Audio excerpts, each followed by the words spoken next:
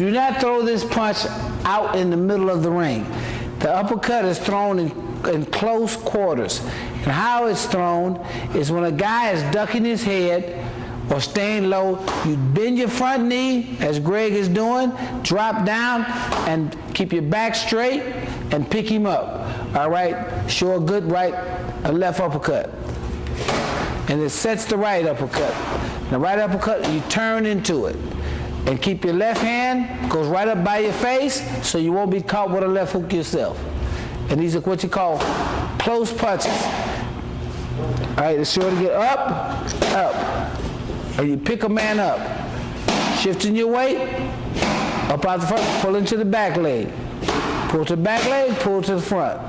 1, 2. And you see how he keeps his weight shifting. All punches are regulated by your footwork.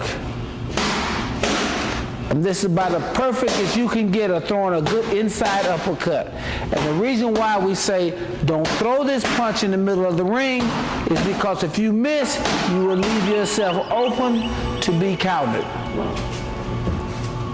Okay? You don't throw it in the middle of the ring.